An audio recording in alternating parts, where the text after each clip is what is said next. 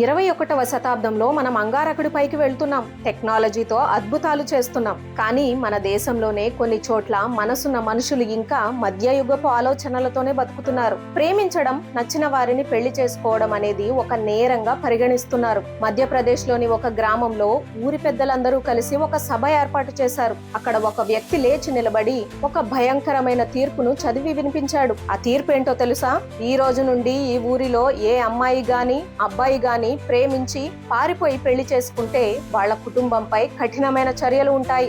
गांव पंचायत में जो भी बालक बालिका भागकर शादी करने उसके परिवार पर निम्न बिंदु पर प्रतिबंध लगाया जाएगा। ఆ చర్యలు ఏంటో వింటే మీరు షాక్ అవుతారు. ఆ కుటుంబాన్ని ఊరి నుంచి వెలివేస్తారు. వాళ్ళకి ఎవరు పాలు గాని రేషన్ సరుకులు గాని అమ్మకూడదు. వాళ్ళని ఏ శుభకార్యానికి పిలవకూడదు. ఒకవేళ ఎవరైనా పిలిస్తే పిలిచిన వాళ్ళని కూడా వెలివేస్తారు. ఆ కుటుంబానికి ఎవరు పొలం కౌలుకు ఇవ్వకూడదు. వాళ్ళ దగ్గర నుండి తీసుకోకూడదు. చివరికి వాళ్ళ ఇంటికి పూజ చేయడానికి పంతులు కూడా వెళ్ళకూడదు. उस परिवार का सामाजिक बहिष्कार किया जाएगा।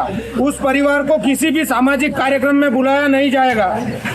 अगर कोई बुलाएगा तो उस पर भी सामूहिक प्रतिबंध दिया जाएगा। उक्त व्यक्ति के घर कोई पंडित, नाई और किसी भी प्रकार का काम करने पर भी प्रतिबंध है। అంతేకాదు, ఆ ప్రేమ జంటకు ఎవరైనా సహాయం చేసినా వాళ్ళ పెళ్లికి సాక్షులుగా ఉన్నా వాళ్లను కూడా ఊరి నుంచి వెలివేస్తారట. बाहर के किसी व्यक्ति को जिसने लव मैरिज करके शरण गांव में शरण दिया है जावे शरण देने वाले व्यक्ति को भी बहिष्कार किया जाएगा।